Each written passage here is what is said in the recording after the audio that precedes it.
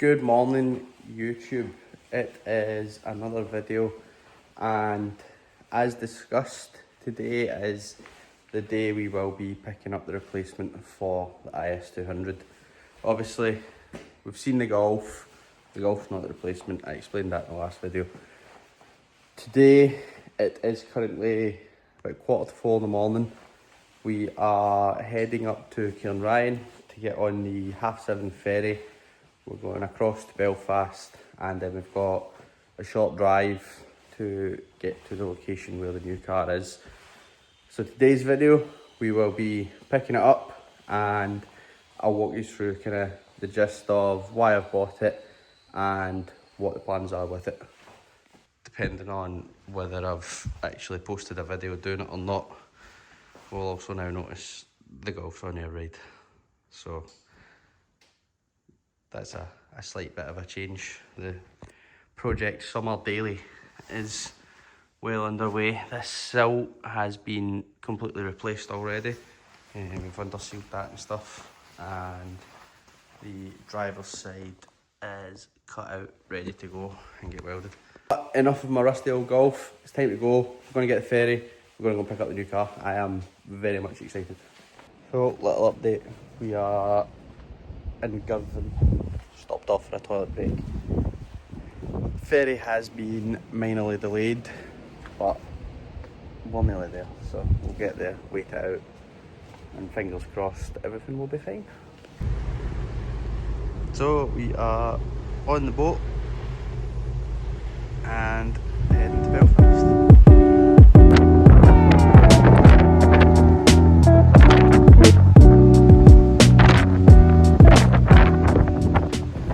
Right guys, as you've seen, we were on the boat, we got into Ireland, and we have it, the new project car. So, as I said in the last video, it is a project. Can't iterate it anymore. What we've bought is a GT86 shell, and the van is absolutely rammed full of parts. Handy thing is, this was getting built into a kind of, we'll say, comp spec car. So rear arches have already been cut and prepped for ovals, which we all know it's getting wide arched. Everything is stripped out of it, ready for a cage, and a lot of work been done to this already. Same with the front.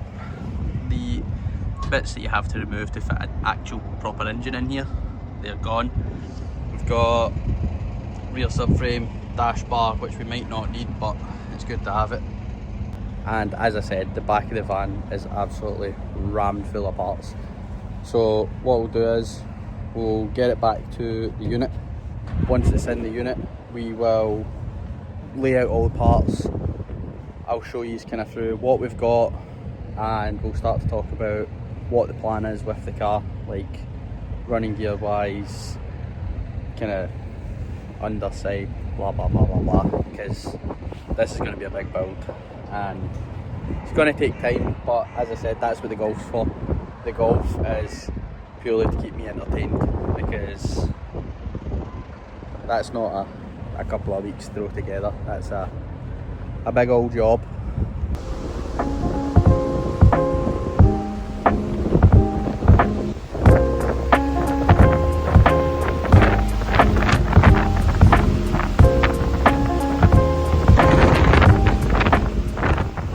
Guys, we are back at the unit. The car is here and all the parts have been unloaded, so I can more or less get a list of everything I've got, a list of everything I'm going to need, and we can start chipping away at stuff there. Before we get into what we've got, we'll go with the question people are probably going to ask: why? So people will probably remember it. If you don't, I'll try and put a picture in here. But 10, maybe more years ago, a lot of people might remember Ryan Tuck had a white 86 or FRS, BRZ, whatever it was, they're all the same, with a JZ Rocket Bunny V1 kit, 1552s. It was a really, really cool car. Used to watch the videos of it at like Woodward, and he done a video street driving it through New York, which was class. Since then, always wanted to build one. as I've said in videos before, never had an immediate friend circle who were into skid cars, and I'm too awkward of a human to actually go and make pals. So never kind of thingied it. Also, there's always been the kind of eliminating factor of these cars still do a lot of money, and I've never personally been in a position where I could justify going and buying a 10, 11 grand car purely with the intention of cutting it up and changing the engine and potentially crashing it into a wall. So then came the point of, if you watch him, Jimmy Oakes, he built a JZ one. Then his fabricator Spoon has built a K Series one that's like full drift spec. And then his filmer has now bought an 86 and is doing K Series drift car, really cool. But they were talking in the video, oh, it's unreal how cheap you can get these things. And I never believed it until I went on Facebook Marketplace, seen this one and a couple others, and went, nah, like, if I'm ever going to do it, now's the time, these are cheap. With a YouTuber as big as Jimmy posting out saying how cheap they are, it won't be long before they end up skyrocketing in price. So the Lexus went up for sale, buyer for the Lexus came, the money was there, it was time to basically do it before it became even more expensive. So now that we've covered the why, we'll cover the what, as in what have I actually got, and a lot of people will probably ask how much, so we'll get into that at the end once I've showed you everything we've got. So obviously the main bit, we've got the shell. Now the bonus of this is the car was already being built into a drift car, so some kind of main factors are done, as I've showed you. The arches have already been cut, welded, sealed up. Inside's already gutted and prepped for a cage. So we also have windscreen and rear window. Somehow we managed to keep these intact all the way home, which is great because that's quite a big saving. We have both doors, they still have the motors, the glass, the mirrors. These have been prepped. I believe he said that moulds for a kit were made off of them, so they're going to be flat and stuff. Obviously once it comes time for paint, we'll kind of go over it. Same with the bonnet, it's already been primed, ready to go. As you see, the shell is fully gutted, the sound deadening's off it, which is nice. Let's see, the big daft braces, they're out of the engine bay already, which saves me some drilling. I've just kind of etch primed all the bare metal. It got a wee bit kind of surface rusty on the ferry back home, so flattened it back, bit of etch primer on it, and then we can get into all of the bits. So we've got the whole kind of front support, so your headlight brackets, blah blah blah. Got sill covers, wiper arms, we've got the dash bar. I don't know if we're going to fully need this, as far as I'm believing pedal mounts and everything go onto it, so it was better to take it than to leave it. We've got fuse box, all the door seals and the boot seals, they're there, which is nice because they're probably one of those awkward things to find. Scuttle panel, we've got factory dashboard. Steve is napped me to change it out for a carbon one, but carbon's expensive, so we'll see what happens with that. We've got front subframe supports and arm brackets, whatever they are. Rear subframe, we've got stock steering wheel with cruise control, which again, it's like one of these things I can sell, maybe get a wee bit of money back. We've got the fuel tank filler, both crash bars, which are straight, which is nice. We've got fuel tank straps, a really good one. We've got all 4 hubs and calipers. Obviously, we'll be going to the GK Tech 5114 conversion, so like it's nice to have these anyway, because all we'll really be changing is the wheel bearings to get the 5114. We've got the boot lid, which Natalie is thankfully cleaning because it was very dusty. Both anti-roll bars, which again, it's like one of those kind of handy things. Got the fuel covers. Another nice one, we have all 3 pedals. We've got the window trims, and another nice one, we've got both headlights and both tail lights, and the clocks as well. Naturally, it is actually off to a pretty good start. People will ask the question where I pay for all this. So it's a 2013 shell. It was categorised in the past. I've not seen any details on what that was, but everything's straight. You'd probably actually never have known if we didn't check it. So that's obviously a good thing. And we spent under £2,000 for everything you've just seen.